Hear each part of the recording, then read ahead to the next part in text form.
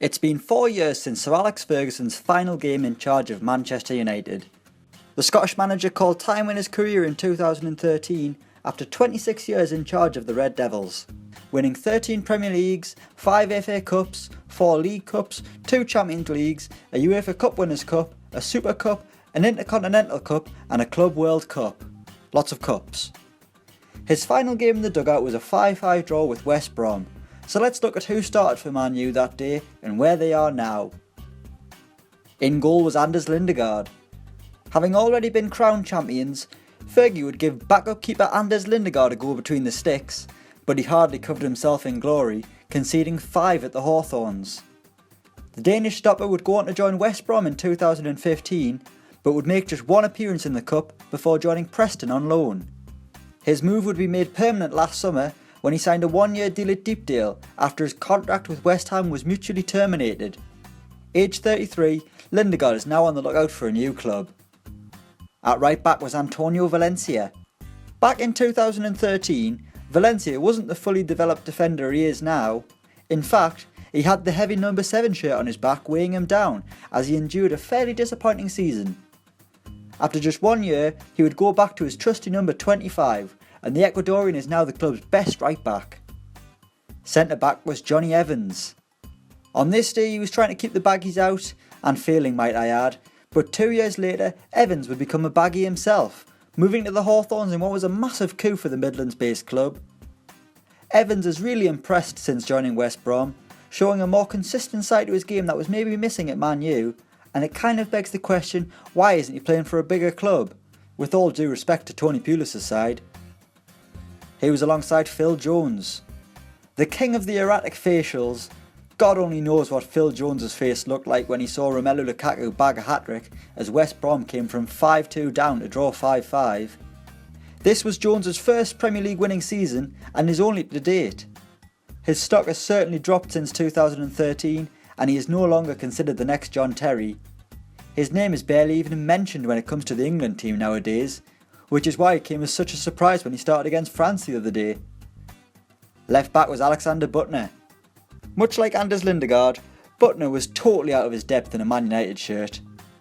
Once David Moyes entered the dugout, BUTTNER rarely got a look in ahead of first choice Patrice Evra, and the Dutch defender would leave Manchester in June 2014 to join Dynamo Moscow. In February 2016, BUTTNER would go on loan to Anderlecht, before returning to his former club Vitesse permanently in January of this year, which is the club that Chelsea send all of their youngsters to. In midfield was Anderson. A man who often divided opinion at Old Trafford, Anderson didn't really hit the heights that were expected of him. The Brazilian won the European Golden Boy Award in 2008, a prize formerly won by one Lionel Messi, but that did not mean success was guaranteed. Anderson won a canny share of silverware at Man U, but left in 2015 to join Internacional back in Brazil, and is now playing for Curitiba. Next up it's Michael Carrick. Pulling the strings in the middle of the park, Carrick is the third and final player in this 11 who is still a Manchester United player.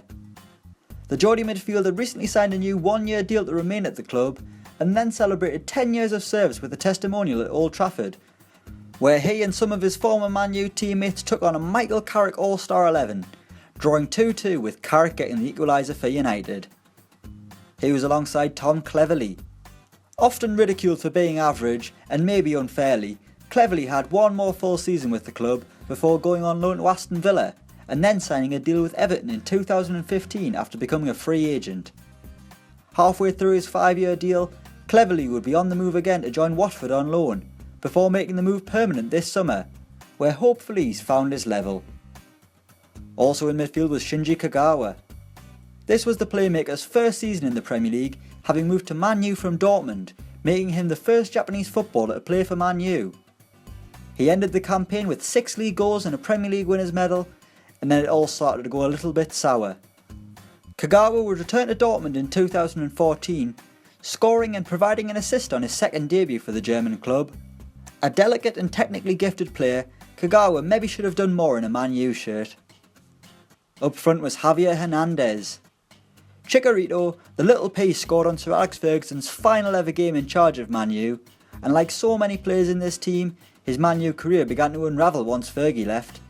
The following campaign, Hernandez scored just 4 goals and was then inexplicably sold by Louis van Gaal to Bayer Leverkusen, where the Mexican striker has shown what a terrible decision that was, averaging more than a goal every other game across his 2 seasons in Germany. And finally, it's Robin van Persie.